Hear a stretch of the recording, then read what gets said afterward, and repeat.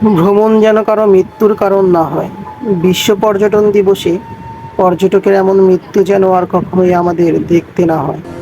খোয়াছড়া ঝর্ণায় প্রাণ গেল এক পর্যটক ভাই। আল্লাহ ভাইটাকে জান্নাতবাসী করুন, আমিন। ভিডিওটি দেখার পরপরই আমার মনে পড়ে গেল প্রায় 3 বছর আগের কথা। ঠিক তখনও সেপ্টেম্বর মাস চলছে।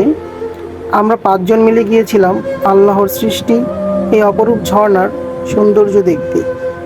চট্টগ্রামের মিরসরাই উপজেলার খোয়াছড়ার ইউনিয়নের বড়তাকিয়া বাজারের উত্তর পার্শ্বে ঢাকা চট্টগ্রাম মহাসড়কের 4.2 কিলোমিটার পূর্বে এই ঝর্ণার অবস্থান। ঝর্ণাটির অবস্থান পাহাড়ের ভেতরের দিকে হওয়ায় সরাসরি কোনো যানবাহন ব্যবহার করে ঝর্ণাটির পাদদেশ পর্যন্ত পৌঁছানো সম্ভব হয় না। ঢাকা চট্টগ্রাম মহাসড়কের পাশ থেকে পায়ে হেঁটে কিংবা স্থানীয় যানবাহন যেমন সিএনজি এসব ব্যবহার করে ঝর্ণাটির কাছাকাছি গ্রামে পৌঁছানো সম্ভব। কিন্তু পাহাড়ের পাদদেশের গ্রামের ভিতর দিয়ে ঝর্ণার মূলধারা পর্যন্ত পৌঁছানোর বাকি পথের জন্য কোনো যানবাহনের ব্যবস্থা নেই, শুধুমাত্র পায়ে হেঁটে পৌঁছানোই সম্ভব।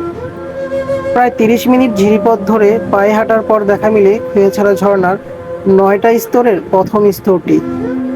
আমাদের সেই যাত্রায় 5 জনের মধ্যে আমি, সোহেল ভাই ও পারভেজ এই 3জন গিয়েছিলাম সপ্তম স্তর পর্যন্ত।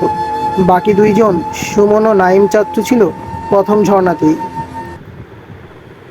প্রায় আরও ঘন্টাখানিক দড়ি বেয়ে বেয়ে পাহাড়ের উপরে উঠতে উঠতে সপ্তম স্তর পর্যন্ত উঠে পড়লাম। কি অপরূপ দেখাচ্ছিল প্রকৃতি। এত কষ্ট করে উপরে আসা মনে হয় সার্থক হলো এবার। কিন্তু না, এ তো আমাদের হৃদয়ের আনন্দ উচ্ছ্বাস আবেগ মানছিল না। আমাদের ইচ্ছে জাগলো আমরা পাহাড় থেকে ঝর্ণার পানির সাথে সাথে নিচে লাফ দিব, তাতেই হয়তো কষ্টগুলো সার্থক হবে। আমার সাথে থাকা পারভেজ ও সোহেল ভাই তারা উপরে উঠে ঝর্ণার পানিতে লাফ দিল। আমি চেয়ে চেয়ে দেখছিলাম। আমার মন বলছে আমিও যদি একবার এভাবে লাফ দিতে পারতাম, স্মৃতি হয়ে থাকবে হয়তো। কিন্তু আমার আত্মা বলছিল এমনটা করতে যেও না। পা পিচ্ছিল হয়ে 19 থেকে 20 হয়ে লাফ দিলেই সোজা গিয়ে আঘাত লাগবে পাথরের সাথে।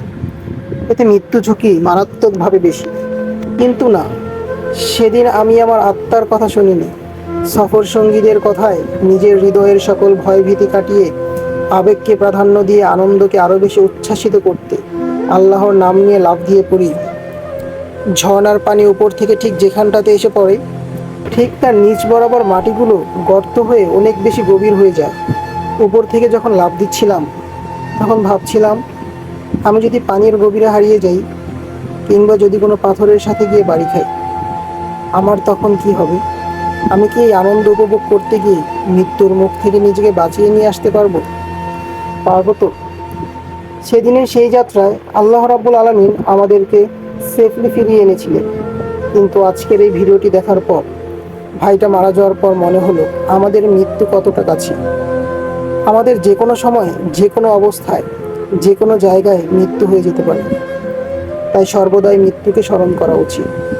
আল্লাহ আমাদেরকে সফরে নিরাপদে রাখুক, ভালো রাখুক, আমিন।